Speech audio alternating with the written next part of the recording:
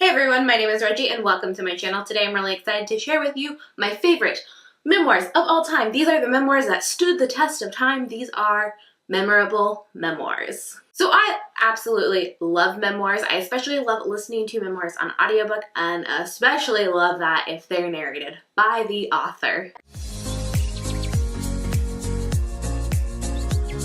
If you haven't done so already, I also recommend subscribing to my channel. And if you subscribe and hit that bell notification button, you'll be notified when I post new videos. I post new videos every week on this channel about storytelling, writing, books, all of that fun stuff. So definitely don't want to miss out any of that fun content. First one I'm going to mention to you is Everyone Hanging Out Without Me by Mindy Kaling. This was one of the first audiobooks that I listened to and one of the first memoirs I read, and I absolutely loved it. Mindy is such a unique and prominent voice. She's a diverse voice and she's a funny voice. She's also super relatable. You feel like you could be friends with her or that you at least completely understand what she's going through, even though she's doing something completely different than a lot of us are. Next up, I have one YouTuber memoir. This is going to be the only YouTuber book on this list, but it's Binge by Tyler Oakley. Tyler Oakley is one of my favorite YouTubers.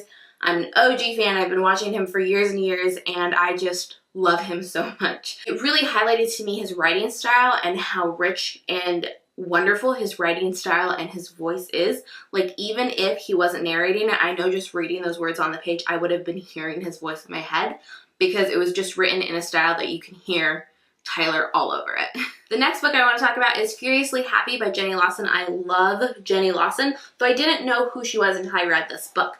Jenny Lawson is a blogger, and she, in this book, tackles her life, but also tackles mental illness in a humorous way. So in this book, she's talking about the myriad of mental illnesses she faces in her day-to-day life and how those affect her. And it gets really dark and serious in a lot of moments, but she always comes back with that humor so that you're not feeling upset for her or sad for her. Being a mom and an adult and in a relationship and this entrepreneur of sorts, dealing with all of these things that she has to deal with. And I thought it was such a raw, beautiful look into her life and her mind. Next up was my favorite memoir of all time until I read another memoir that dropped it down to number 2, but this is still one of the best memoirs, and this is Dreams from My Father by Barack Obama.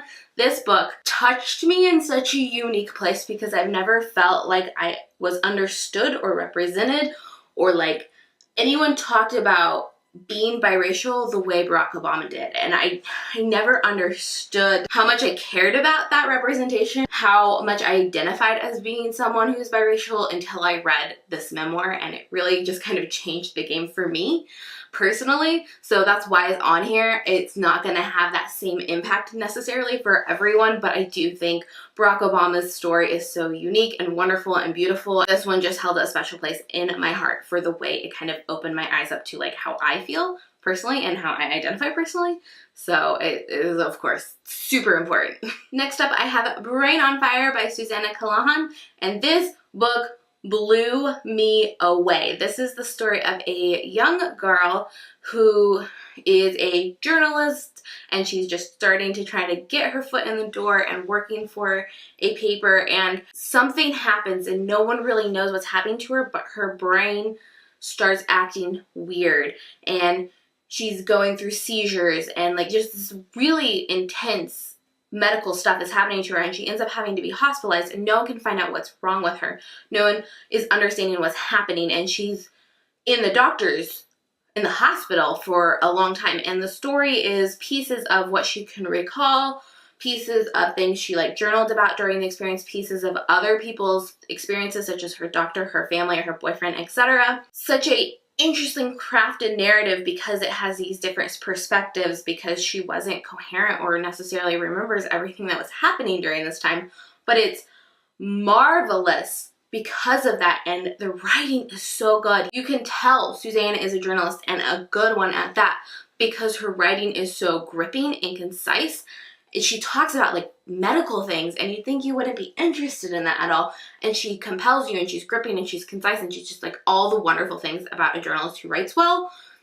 She just throws into this book, and I just loved her story. It was so sad, so interesting, so gripping, but I especially latched onto her writing style and the narrative style of having these different like kind of perspectives weave her story together.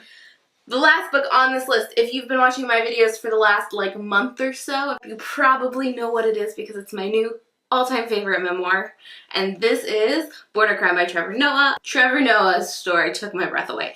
This is mostly stories of his childhood and growing up in the time he did. He grew up in South Africa during the apartheid, so this is a time where it was illegal to be with someone of a different race, essentially. So he is biracial. He was born of an African woman and a white man. I think Swedish was his dad's nationality, and so he couldn't hang out with his dad, couldn't be around his dad because no one could really know. And he talks a lot about not fitting into either groups, and I related so heavily to that, by the way. But also he talks a lot about just like what it was like growing up in South Africa and having the relationships he did, growing up the way he did, and I just fell head over heels in love with his story. This book has been recently optioned to become a movie and is going to be produced and starring Lupita Nyong'o, who is one of my favorite people ever. So I'm super excited. I think it's just so interesting and so important.